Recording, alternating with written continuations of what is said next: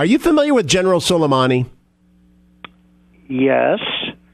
Go ahead. Give me a little. Go ahead. Tell me. He runs the Quds forces. Yes. Okay. Right.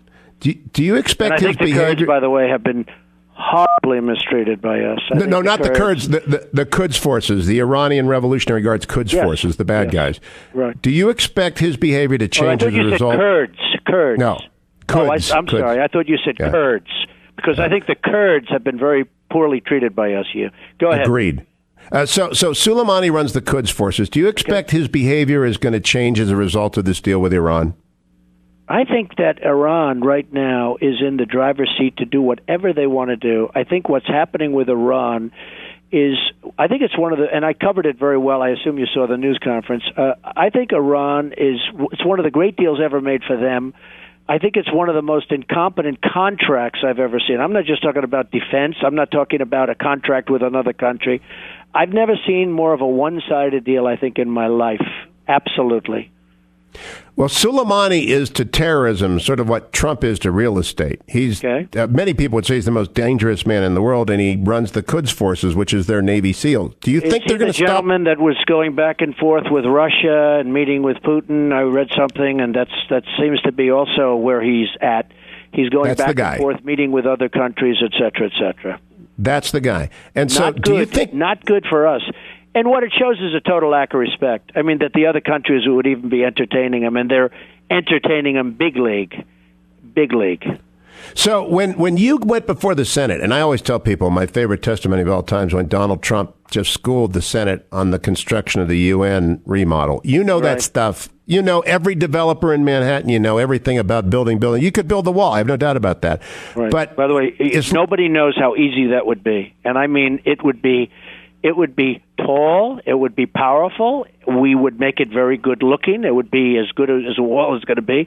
And people will not be climbing over that wall, believe me. Go ahead. You know, I buy that because you're a builder. But on the front of Islamist terrorism, I'm looking for the next commander-in-chief to know who Hassan Nasrallah is, and Zawahiri, and al-Julani, and al-Baghdadi. Do you know the players without a scorecard yet, Donald Trump? No, I'll tell you honestly, I think by the time we get to office, they'll all be changed. They'll be all gone. I knew you're going to ask me things like this, and there's no reason because, number one, I will hopefully find General Douglas MacArthur in the pack. I will find whoever it is that I'll find, but they're all changing you. Those are like history questions. Do you know this one? Do you know that one? I don't believe in gotcha questions. I'm not trying to, quiz you on who the worst guy in the world is. Well, that is a gotcha question, though. I mean, when you're asking me about who's running this, that is not. I will be so good at the military, your head will spin. But obviously, I'm not meeting these people. I'm not seeing these people.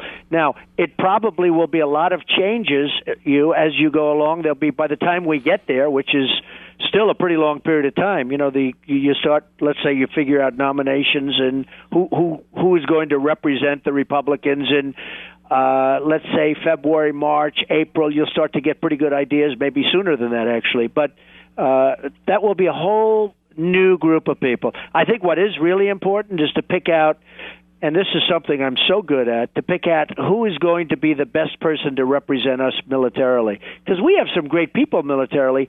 I don't know that we're using them. All right, let me expand it because I know it's not gotcha. I'm trying not to do that, but I wanted to see if gotcha. You're asking me names that I think it's somewhat ridiculous, but that's okay. Go ahead. Last question, I want to go back to the beginning, because I really do disagree with you on the gotcha question thing, Donald Trump. At the debate, I may bring up Nasrallah being with Hezbollah and al-Julani being with al-Nusra and al-Masri being with Hamas. Do you think if I ask people to talk about those three things and the differences, that's a gotcha question? Yes, I do. I totally do. I think that's interesting. I just disagree with it. I kind of figured that. I think it's ridiculous. I'm a delegator. I find great people.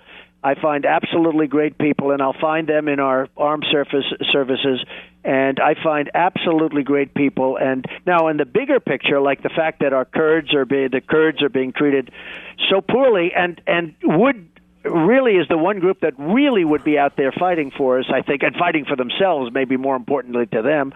I understand that. But when you start throwing around names of people and where they live and, give me their address, I think it's ridiculous, and I think it's... Well, I wouldn't do that. That's crazy. I agree. Well, but it's an interview, not a debate. By the way, the names you just mentioned, they probably won't even be there in 6 months or a year.